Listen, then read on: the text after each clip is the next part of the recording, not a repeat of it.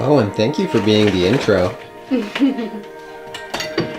Are you so handsome? I want to see what he looks like. He's very handsome. Welcome to the Pedagogy Hypothesis, episode 4. My name is Patrick Kelly. I am a junior high science teacher and educational YouTube creator.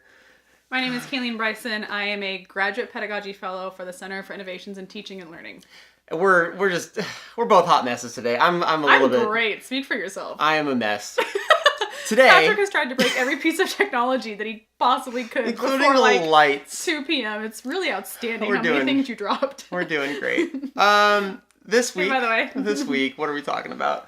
This week we're talking about student-student and student-teacher interactions from a very narrative perspective. So You're gonna get our stories today, pretty much. yeah, we recognize that sometimes we're just like encyclopedias that just blah out pedagogy, which is lovely, and there's definitely a time and a place, I think, for learning all of those things, but sometimes bringing narratives in to remind you of how to use these things is really helpful. Yeah. And to remind you that we also forked up for a long time. Plus, like, we want to, again, we do want to encourage people to talk to us and tell your stories about, like, your relationship with, in this case today, your relationship either as a student with your teacher, a student with other students, and then if you are a teacher, if you have, like, that kind of teaching relationship with your students. Like, that's what we're going to be talking about today. Totally. So we would love so much, bonjour, hello. That's all the French I know, by the way, so sorry. But please, on Instagram, like, make this very interactive. We're trying, again, to bring this into, like, a very narrative perspective, which involves not only our experiences, but your experiences as well. So, yeah. Awesome. So what we're going to do is pretty much just tell our stories, like how we started making these mistakes, how we learned about, like, good student-teacher interactions and all these things. So Yeah. Good. What's up, everybody? Hi. Caitlin, you want to go first? Since you're more put together today than I am, like, in every way. Talk about, well, I did get a haircut. I did find a hole in my shirt too. Oh, no, Happy really? day of visibility. Yeah, this is By the way. awesome.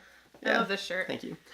Let's continue. Yeah, we can talk about all the ways that I was not amazing at my job. This is going to be really uplifting. I'm so This is going to be excited. great. Yeah, I can't wait. Yeah. Do you want to cue me on questions? by Yeah, the way? okay. So how we're going to organize this today is, like, we're telling a story, right? And anytime that you start at your job, you are, like, terrible at it. And then there's this point where you become, like, so aware of how much you suck at something. It's the worst. Okay. It is like, the worst. if you have It is. started a job recently, you're so, like, happy, like, I'm going to be so amazing at this job and I have all this energy and I'm going to be... And then you realize as you get into the weeds, like, there's just so much more that you don't know, but because you, like, have figured out that you don't know those things, everything is terrible. Yeah. So, going into being a teacher, I didn't even ask. Were you a teacher or a tutor before you got into, like, teaching undergrads? Good question. I had been a tutor before, but not a teacher. So I had experiences with mentorship and leadership for sure. I've always had myself in positions of leadership, but that doesn't mean that I was trained or valid. And valid, yeah. That doesn't mean that I was trained in any pedagogical practice whatsoever. So before becoming I'm going to call it CITL, Center for Innovations in Teaching and Learning, before I was a CITL fellow, my experience in teaching was like, here's some people to mentor, sink or swim. And I guess if we're going on a very personal narrative today, right? A lot of my background in mentorship and leadership actually comes from tango. Kind of weird, but I was a tango instructor for like 3 or 4 years, and that is inherently a scenario where you have to be very engaged with your students because you're physically interacting with them, right? And so I learned a lot about how to be a really effective mentor and teacher because I was in a situation where I had students who had zero background in it, zero cultural relevance to it, and I had to try and bring that to them, and I had to teach anywhere from 20 to 50 people all at once. So, yeah. I think that, I don't know, I know you were kind of like, it was a weird thing to be, like, to get into, but I really don't think it's that weird. Like, how many of us have learned lessons from things that aren't science or learned things about teaching that have nothing to do with a formal classroom? Like, that's so many people. Yeah. Oh, man. Thank you for all the love in the comments. Yeah, hi. This is going to be really like, oh, here's our heart and soul, and here's how we forked up for a long time today, so. Yeah, and to Carol Bite. Yeah. I'm great. Thank you. I'm good. We were great. We just had a great lunch. We did have a really good lunch. That's like one of the best parts about Sundays is we're just like, let's get together and talk about teaching and eat. It's great. That's great. Yeah. All right. So you want to talk about how much I sucked at my job earlier? No, we're not framing it as that. Like we're starting somewhere and then we're going somewhere else. Yeah. So I do want to talk about how I used to teach science on the first day, because I've always been good at teaching tango. How? I don't freaking know. Very different kind of way of thinking. I think that's redundant. But first, I think we need to address imposter syndrome. So imposter syndrome is something that a lot of us face and a lot of us really struggle with, especially if you're in a PhD program where you're constantly failing all the time. Let's be perfectly honest.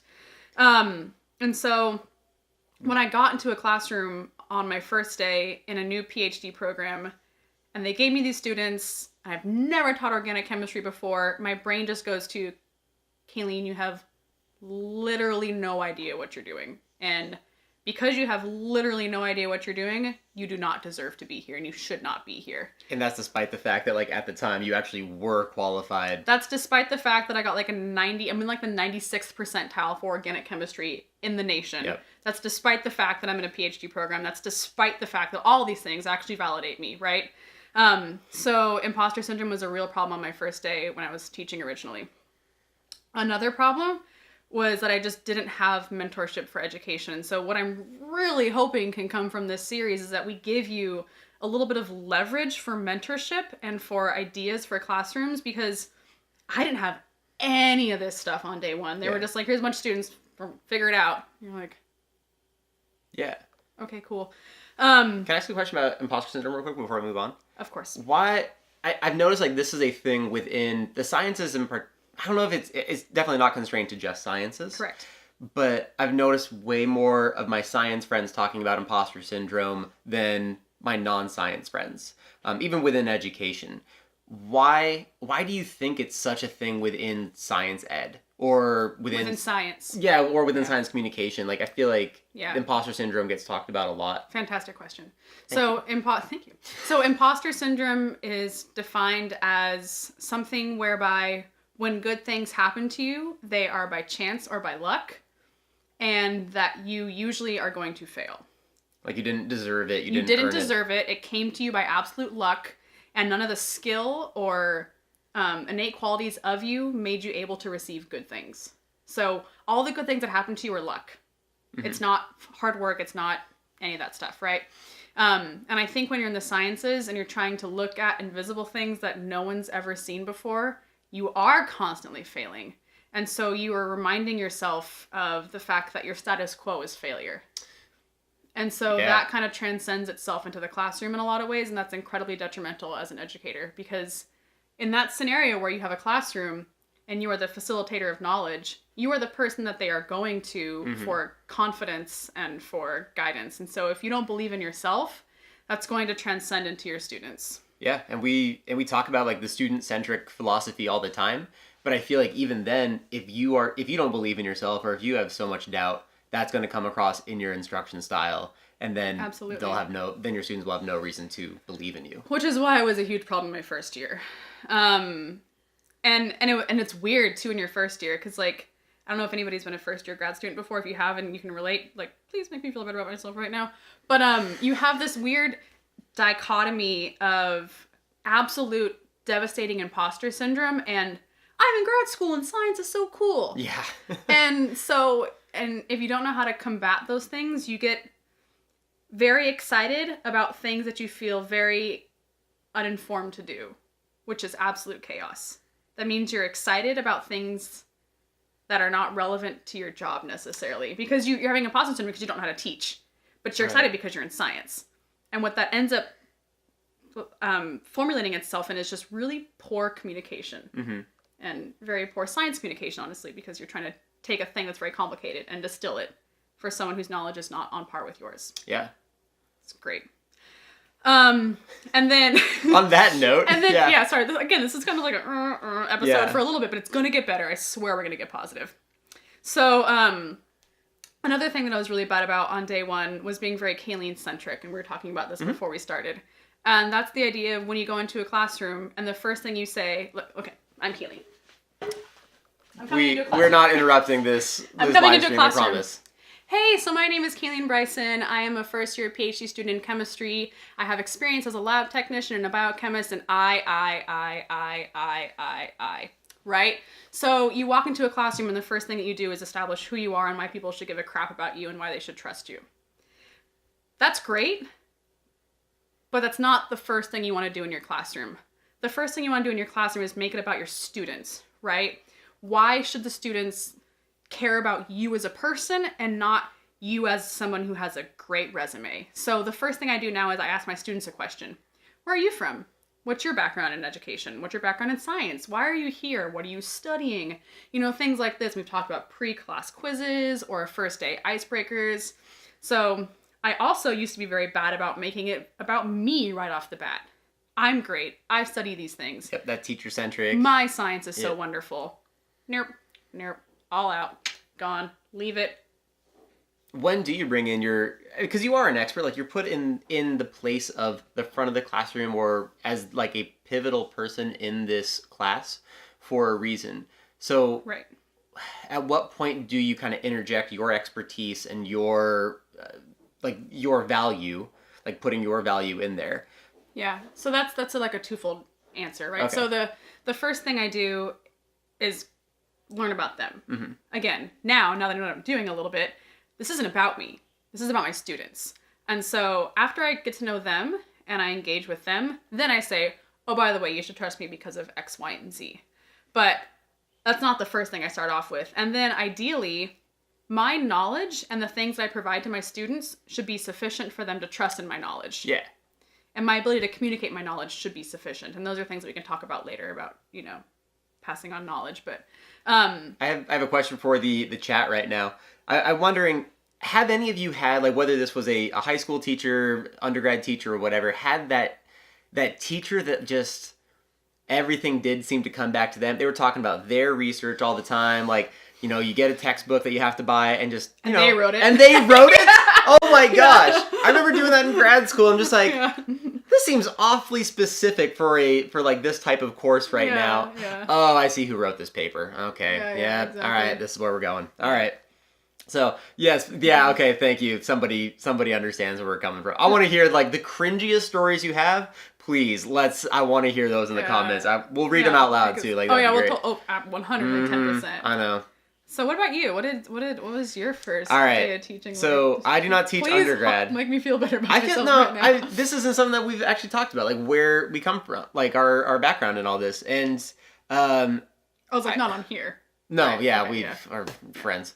No, I guess I got into teaching because I worked in like clinical health, physical therapy, sports medicine before becoming a teacher. This big injury that I had led me to like want to do teaching. It's a longer story. I'll make a video about it at some point. But I had always liked getting excited about science, and that got me into education. As far as like teaching before, like if I'm gonna come up with an allegory to like your tango experience and teaching that, I think any position of leadership is a good option to practice teaching or to practice that like, hey, I'm kind of like, we have a little bit of a difference in the power situation here. I'm either a leader or I'm a follower. I don't know if power is the right word, but that's fine. No, okay, all right, we'll come back to it. Yeah, we will. Okay. I like that though. I thank you for calling me on that. That's what I'm here for. Yeah. But no, for me it was like it was Boy Scouts, honestly. Don't laugh. It's okay, Boy Scout. I was a fire or campfire girl, remember? Oh yeah. Yeah. So there was that coming into it, but I started out as a substitute teacher. So it was literally that. Yeah, you're reading the. I got the this. Note. Yeah. Okay. You can start a new page too if you want. Whoa! Thank you. Okay. We're using an iPad Pro. I love this thing. Okay, so yes, I started out as a substitute teacher, and at least our situation was you go to the school that you're teaching at or that you're subbing at, you follow somebody's directions, and there's not really a chance to establish a student-teacher relationship from the beginning. My situation was a little bit weird. My very first day of substitute teaching, I got called in for a 2-week-long gig as a long-term substitute. I was teaching 3rd grade, which was precious. 3rd grade? 3rd graders, they were a little chillin'. Aww. They were like little 9-year-olds.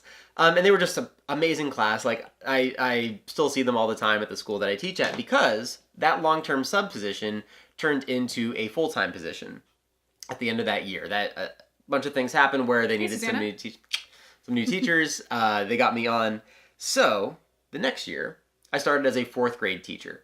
And it was the same class. So I already had like that weird level of rapport with those students where they knew me, but I never got the chance to like do a first day again. Oh, because they were your kids last year. Because I kind of... That's complicated. Yeah, because I came into the whole like, I'm never going to see these kids again. And then, now I have them for another year. Which was great. I mean, they did fantastic. I taught them for another 2 years afterward, just happened to go along with them. My job always changed with them. So within that year, yes, like there are some things about teaching the younger kids, like the primary and junior high, that are far different than teaching undergrads. Oh my God, I hope so. Yeah. I think that my first mistake right away, like to be totally honest, was like, I wanted to come in and be like that life-changing teacher that all the kids were like, oh man, Mr. Kelly was my favorite teacher growing up. Like he helped me out in so many different ways. And I think there was that pride of like wanting to be the favorite teacher right away. And I'm assuming that's because you had a teacher at some point that was that for you. Yeah. And again, just watching Boy Meets World my entire life, I wanted to be Mr. Feeney. Mr. Feeney! Yeah. It's Boy Meets World. See what happens when you try to make pop culture references? No, I got it! You did well. That's good. 2 weeks in a row. That's good. I'm proud of you. Thank you. Yeah, so I wanted to be that teacher super badly. Twice. And it wasn't like I wanted to be the cool teacher. I swear, my intentions were pure. I wanted to be like the helpful teacher that like found that kid at that right moment and got them to somewhere they needed to be. More of a mentorship role than anything.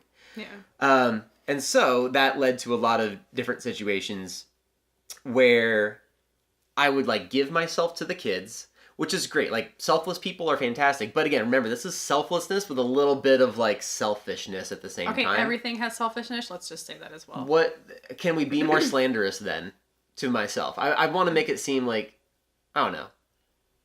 The movie that was playing in my head was that, like, I was the coolest guy. Either way. So that's inherently selfish, but continue. Okay. All right, fine. Just saying. That year, you're my homeboy, but I'm just saying. Thank you. So yes, that year I'm teaching 4th and 5th. The next year I started teaching junior high. And again, junior high is also very different than 4th and 5th. Like that leap from 4th to 5th grade, from 5th to 6th, that leap to junior high is enormous. And of course, from junior high to high school is enormous also. But junior high is a pretty unique thing where they're at the top of the world. And right now I'm 8th grade homeroom teacher, so I see this very interesting social situation happen where they are on top of the world because they are 13 and they know everything. Of course. And yeah, they like geniuses. They know exactly what they want, right? Yeah. And so here are some of the things that I kind of got from that year. The very first was that, yes, okay, I can continue to try to be a mentor, but the number one thing I need to do is be a teacher. Right, and this is not mind-blowing, but I think I needed that first year to learn those lessons and make those mistakes in order to get to a place where I could honestly say, yeah, okay, I'm comfortable being a teacher now. I don't need to be Mr. Feeney. Okay, so from that first year, I started being more clear with my expectations. So start going from, again, I'm going to just support these kids to I'm going to now lead these kids. This is a junior high specific thing because now... So you clarified your role in your head. Yeah, exactly. In my head, yes, and then outwardly. Yes. So we have your student-centric expectations and trying to get away from Caileen-centric and establishing your presence in the classroom. Not presence, what... No. No, I'm trying to avoid my centricness. It's the best way to describe it. Like, the classroom doesn't revolve around me.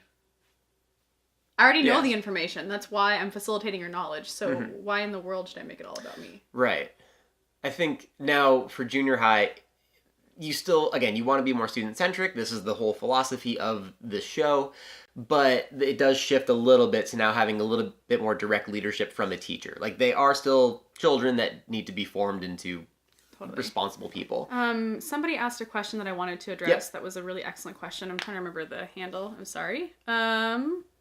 Oh my gosh, I can't say that name. PGC. If you know you asked this question, please say your name so we can pronounce it. And then I do want to ask, what your role is in education, because you asked a pretty loaded question about classroom size. Mm-hmm. So somebody whose handle I can't pronounce asked the question of, when you get into a lecture hall with 200 students, how do you handle this scenario of trying to establish a very student-centered classroom right off the bat? Mm-hmm. Incredibly challenging, and that's one of the most challenging things within higher ed academia, is you can have a classroom that's 20 students or a classroom that is 2,000 students. Like, I know there are some classes like at Cal State or some of those other big universities that are just like 3 or 4 lecture halls where there are screens projected off of one person. It's insane. Panos. Hi, Panos. Thank you for being patient with us. Yeah. Thank you. And what is your role in education? Are you a faculty instructor? Are you a graduate student instructor? Are you an undergrad who's tutoring? So I can maybe answer this question a little bit better. But what I'm going to say right now is, on the first day of class, if you are an individual that has 200 students, you can still make it student-centric by putting something on the board that forces your students to engage. Again, not talking about yourself. You can also work in a way that gets your students to physically move in the classroom. So you can have like stations around the classroom, and this is going to top out at about 200 students because it's going to get a little chaotic after that. But you can have like big signs around the classroom, around your big lecture hall, where there are different things up, and they could be like background interests, or they could be backgrounds in science or things like that just physically get students moving. And what that says right off the bat is that you care about them engaging in their education. Just finished a master's in research and going for a PhD at Imperial. Oh, awesome. Cool. Awesome. So I would say because a master's student oftentimes will have large classes. If you're in a situation where you have a classroom of 200 or less students, maybe you're in the range of like 50 to 200 students, I would say try and get them to physically move around their classroom a little bit at first. And then again, put something up on the board that is maybe like a short documentary or a very short question and answer thing where they can fill in the answers as you pop up the questions in front of the class, and then you take that information afterwards and integrate it. Right. Something that gets them engaged right off the bat. Just make sure the first thing you don't, just try and have the first thing you do in your classroom is make it known that you are there for them. You are not there to feed your own ego. Yeah. Or to validate yourself. Let's be perfectly honest. Because sometimes you get up there and you're like, I am so-and-so and I know all these things and I'm so smart and I published this paper and I studied this thing. What you're trying to do is, like, honestly, psychologically probably, I mean, I'm not positive, but like, this is what my therapist would say, is you're trying to validate who you are by like spewing out all the things that are good on a CV. I wonder if... And that's very teacher-centric. Yeah, I wonder if what you're saying, too, could be could be even, like, pushed to, like, online teaching. Like, how could you... I'm not qualified to answer that question. Okay. I'm just wondering, too, like, because we haven't given them a nod at all. Like, we have not, and that's because I don't know how to do it. Mm-hmm. Yeah, I had some done tutorials. Some tutorials for the students. Okay, yeah. I do wonder if there's a way to... I mean, we should find an online instructor. We should, yeah. Because there are ways to establish, like, online communities. Right. Where people are all gathering around their common interest in a thing.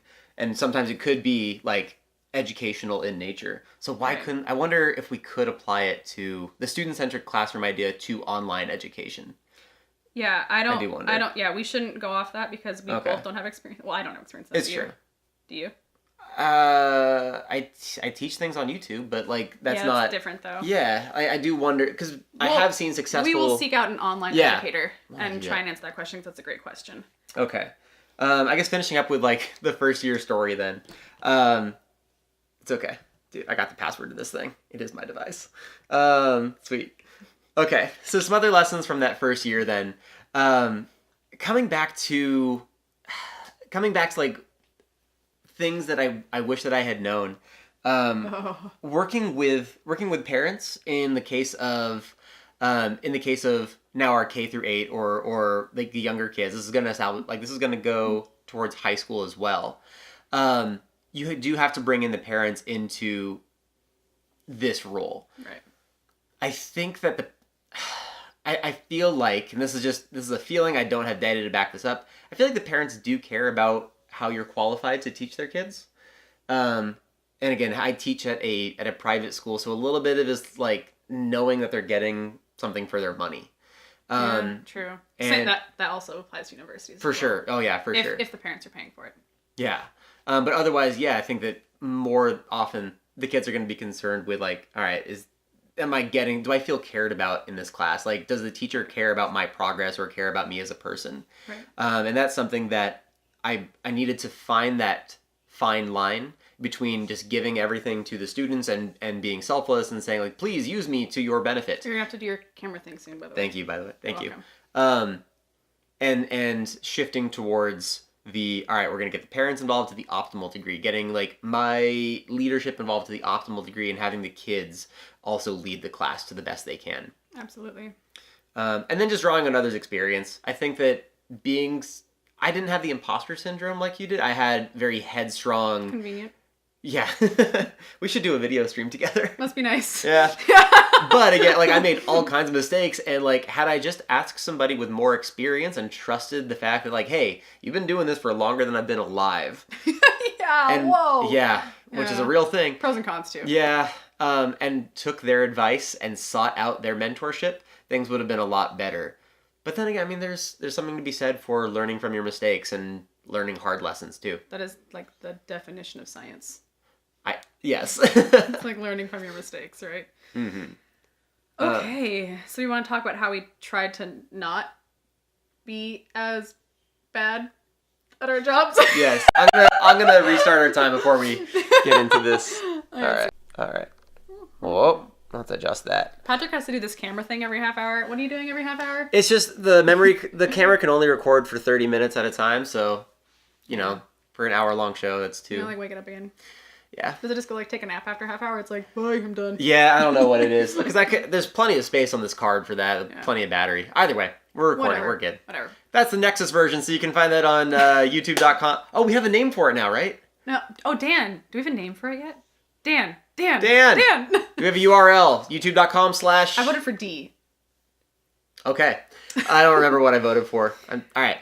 So let's talk about lessons we learned, how we change things for subsequent years. So we just talked about all the things that we did that were less than ideal. To be perfectly honest, right? So how did we then take those things and take in practices of pedagogy and make our teaching better? Mm-hmm. So, imposter syndrome is something that you can't... It's going to be D. Okay. Called it.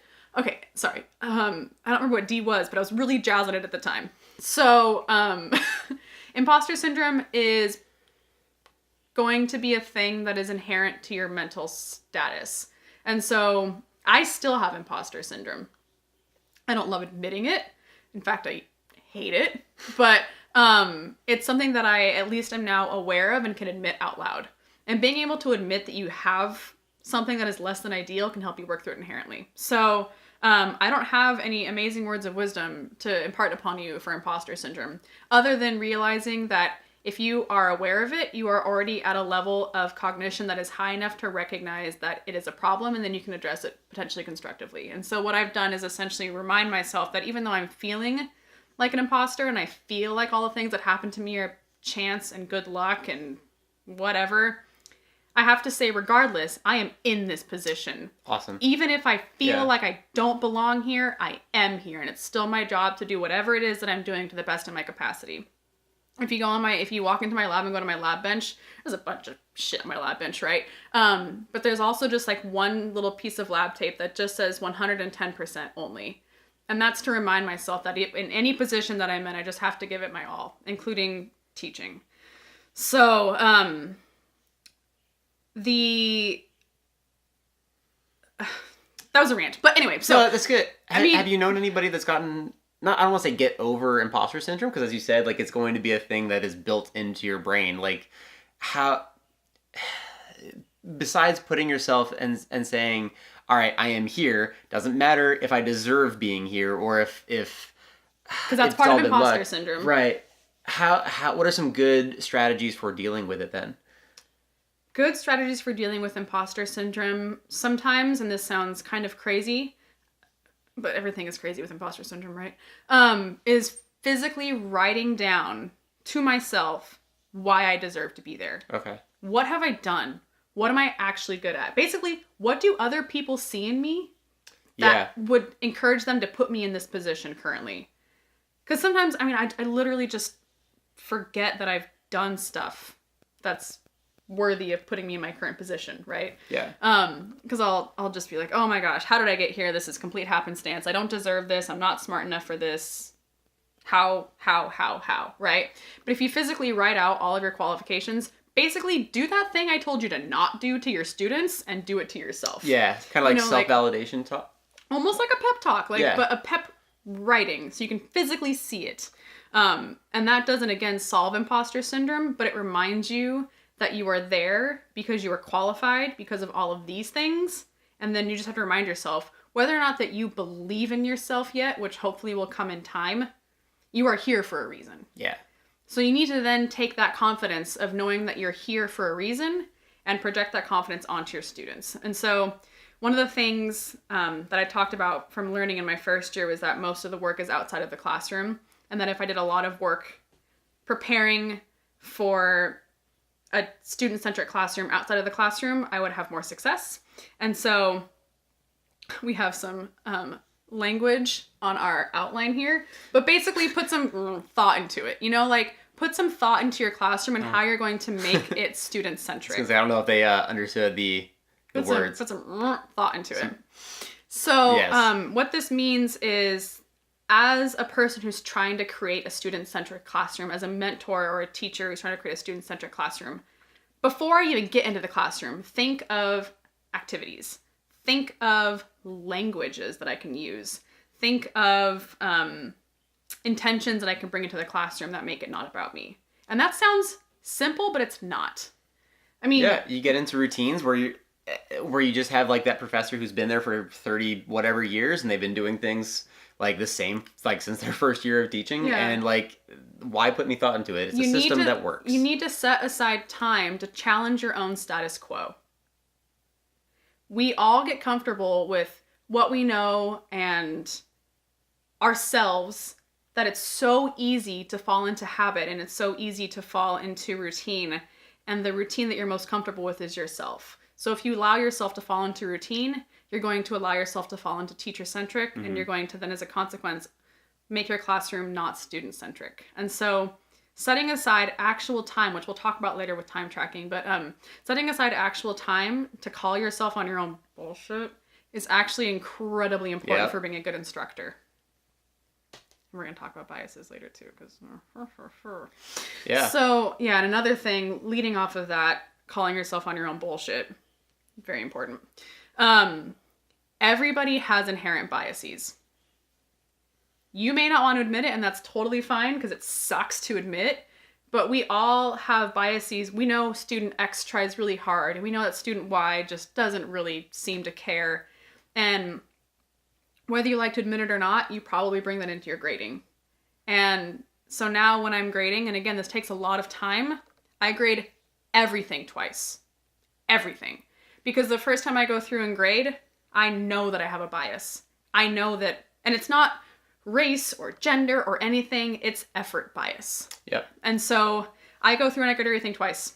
And I think if you're an instructor and you say you don't have a bias, you're either a wizard or you're lying. Yeah. Have you done blind grading? Remove the name from... I still know handwriting. That's right. Okay. Yeah. So I haven't done blind grading, but I would like to. But I can't. Not in any of my situations. Yeah. And you say you judge it off of effort, or you is that kind of just so I'm clear with everything. Yeah. Saying this student gave a lot of effort and so they deserve a higher grade? Something like that? Totally.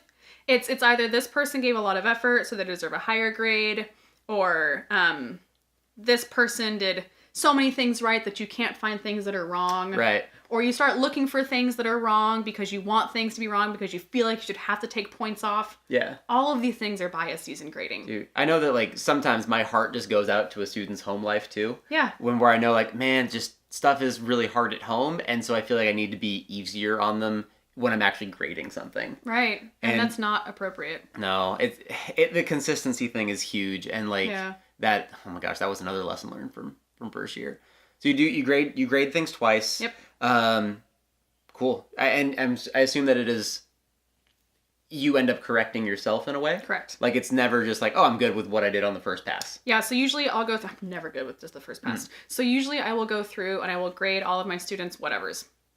And then I will have a printout of, the key or whatever it is that I have. And I'll start editing the key as I go along. Because sometimes the key isn't appropriate for actual student responses. Sure, yeah. And so instead of, trying to create a scenario where I adjust every student's response, I just adjust the key. And then I go through a second time around and I grade. So oftentimes my students will get papers back that have like 2 different colors of ink. Or 4, because sometimes it takes forever. But going through twice will help you, A, recognize your bias, and then B, address it. Mm-hmm. It does work out both ways where like students might get a higher grade than they would have. Some students get a higher grade, some students get a lower grade, but the grading quality overall is more consistent. Got it. Okay. Yeah.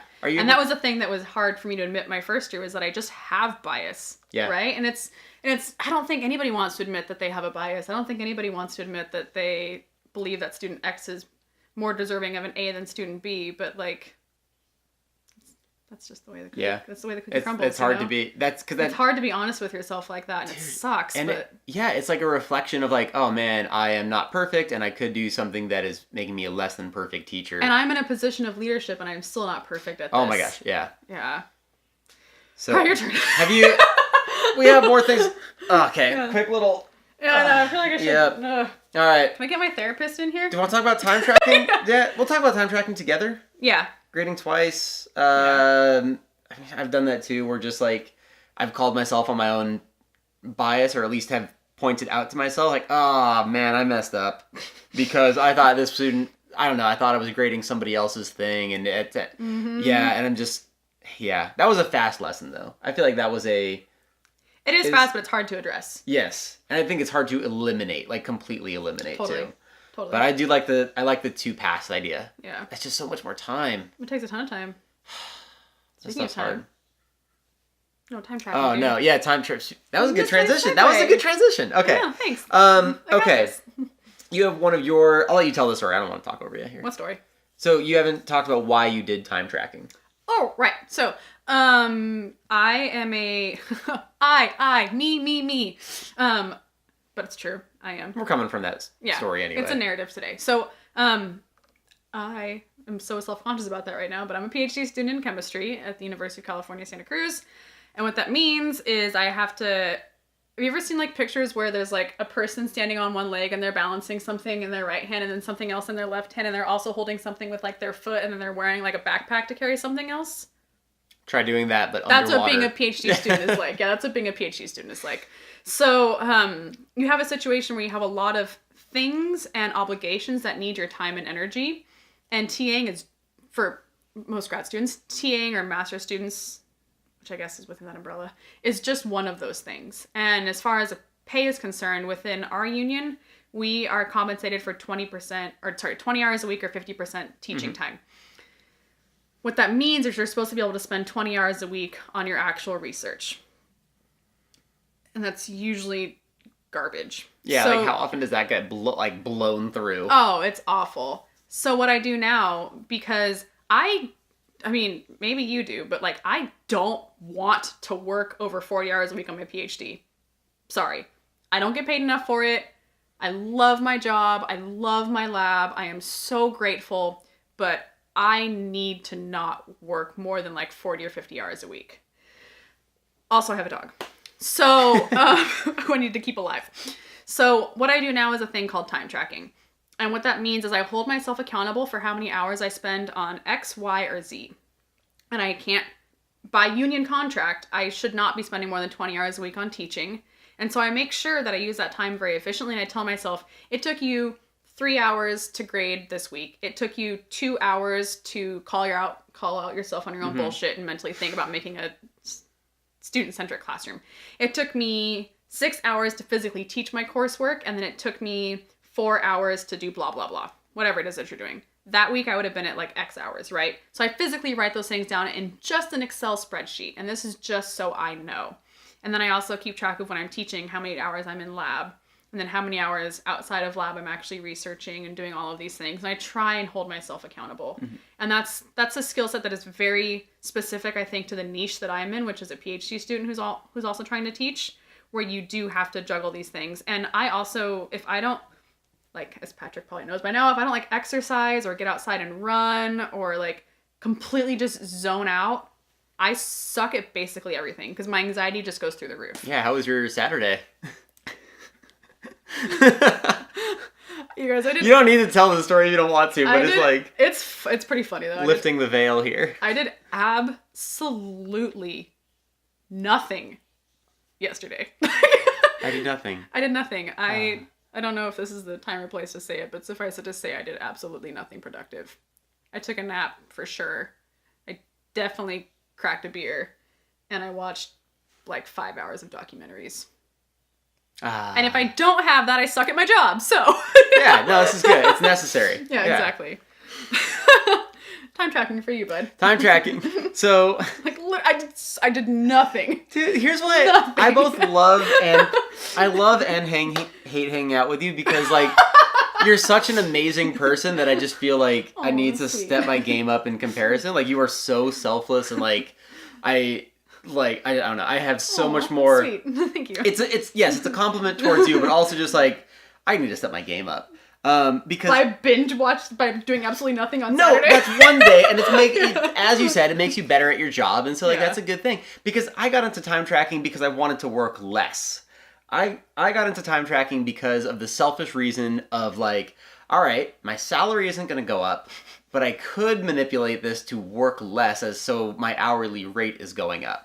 That yielded productivity benefits in terms of like, I think of my success as like how much time I am getting back in return, like how much I do not have to sell. Oh, okay. So it comes from a selfish place. It does, no, completely, honestly, but mine does too.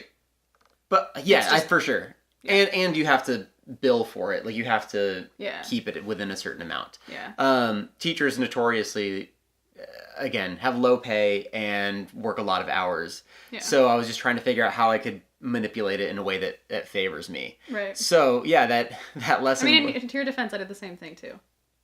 Okay, like you saw where you could shave off like the most time. I saw where I could be most productive with time management, and I did it. And I recognized that if I don't take some time to be selfish, I won't be good at my job. Right. Yeah. The idea, hopefully, is that like you are not just shoving more work in there; that you are actually using that time as, I don't know, whether to exercise or whether to have like good relationships with people. Oh, which is hugely important. Yeah.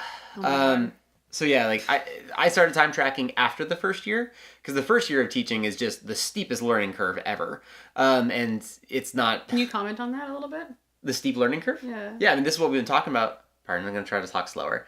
This is what we've been talking about the entire episode, right? Like the biggest lessons that we've learned, I think, have been in our first year, and then that gives us a better framework to go off of in subsequent years. Hey, Wine Science, if you're still here. Yeah. Howdy. Yes. Sorry. No, that's good. That's exciting. That is exciting. Yeah. Learning curve. Yeah, it's a steep learning curve. You make a bunch of mistakes. You mess up the most ever in your first year. And this, for those of you who are teachers watching, can resonate with that, I'm sure, 100%. And then, of course, you continue learning in the years afterwards, but that first year is just such a steep learning curve. Yeah. I don't know if it's the most, like, egregious mistakes or the most frequent number of mistakes that make it seem like you just can't do your job. Right. But yeah, that first year is just so rough. So what do you want to work on then in the future for bettering your pedagogical practices and enhancing your student-student interactions and student-teacher interactions? I guess to like bring it back to the actual point of this episode, yes. I have a few things listed here. It all comes down, like my biggest thing that I want to do is collaborate with other teachers to see what they're doing that works, that whether the collaboration actually looks like reading literature or whether it means just talking and seeing what creative things teachers are bringing to their classroom. Because we're looking, like a lot of junior high teaching is adapting to specific classrooms or to your student population and realizing how you can best serve that unique population. And a lot of it is going to be pedagogical practices, but also what is your class into? How can you be specific to them? Is that a sigh of like, feel it? Yeah, I feel it. Okay. Yeah. All right. So that's what I'm working on. I am working on. So again, with the niche that I'm in, my students are anywhere from older than me to my age to 10 years younger than me. I have a pretty diverse span of student ages that I can teach, and as a consequence, like almost formalities that I can teach and relationships that I can have within the classroom. And so I'm trying to work on how to maintain an environment where I can let you know through my pedagogical practices and my actions that I care about you as a person, but that we still have very distinct and different roles. Yeah. And that's not easy to do. And that's one of those things where on day one, you have to establish that you are a facilitator of knowledge and that you're there to help your students, but that you do care about them as individuals and you care about them as a population. But that caring needs to come from a perspective of education. You care about them learning, you care about them as things that are going to be in society and benefiting society potentially. But you have to be really careful with that line that you don't, get into the void of, or not the void, the area of friends too much, because you're going to lose a little bit of authority there. And while you are a facilitator, not a dictator of knowledge, you still are an authoritative figure within the classroom. And I do struggle with that because I care about my students. I really, really do. Yep. But you need to establish that right off the get-go. And that just comes from, maintaining distance and honestly allocating resources as necessary. So within a university, if I see a student struggling, the not professional thing to do would be to take that on myself and say, student X is having a hard time. I will help student X. No. The appropriate thing to do where you can still show your student X that you care is if student X in K through, in higher ed, if student X comes to you, say, I see you're having these situations, there's resource, A, B, and C. Can we get you to any of these resources? And then it shows that I still care about my student, but I'm not putting my relationship with my student to a level that it's not formal for a classroom. Right. I feel like just as far as I think this kind of crosses into what I was talking about earlier with like being the proud one who is going to be the life-changing person in their life. Yeah, totally. Where, okay, you have a job, but is your ultimate role to be the one teacher for that student or to be the teacher for all 200 people in your lecture? Correct. Yeah, there's going to be somebody who can help that one student who is struggling. Absolutely. And it is their job. You have hopefully a resource center that you mentioned it at Santa Cruz. Yeah. And for your K through 8 situation, it'll be different. Hopefully, you have at least some resources to get extra. You guys have counselors, right? Like, not in my school, but it's smaller than a lot of schools out there. So yeah, I've heard this one quote, and I think you'll pick up on it too. Like, figure out what is your art and what is your ego. To me, like, my ego is wanting to be like the number one greatest teacher for every student, but that might mean that I'm also not like the greatest special education teacher, even though I want to like make an impact in that student's life too. There are people who like are going to do an amazing job at that, and I have to be okay with like not being that person. Right. Like realizing, yeah, there is a better person for that than me. Don't make it about me. Yeah. Yeah, gosh. This has been the most uplifting episode ever. You got any jokes? Caileen, what did you drink today that was really good? I did have a really good beer with lunch, actually. Okay. Yeah. Well, you got a little bit of it. It was fantastic. It was a hazy IPA that was fermented with mango juice. Good. It was really good. It was really good. It was from Heretic. Heretic is a fantastic small craft brewery up in Fairfield.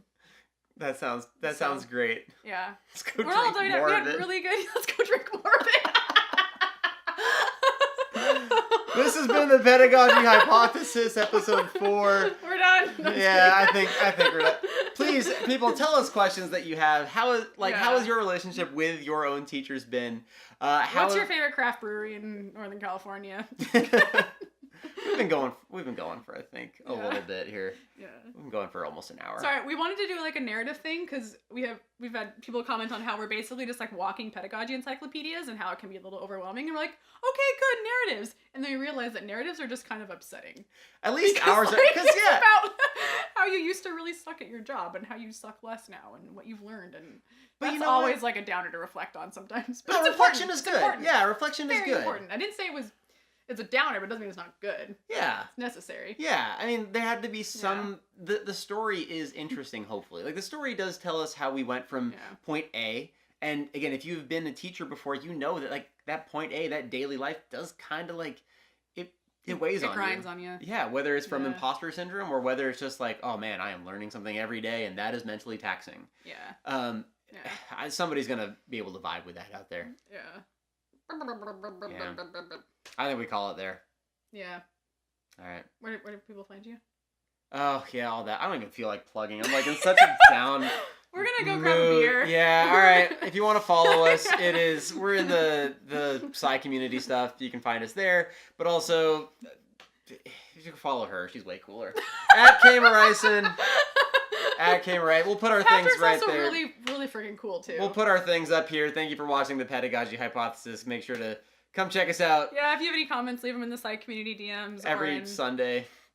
2 p.m. Pacific Standard Time. It'll be way more uplifting next week, so Send we'll us be explaining. questions. Bye. Questions, comments, concerns. You've been great. Bye. What the fuck? What even happened today?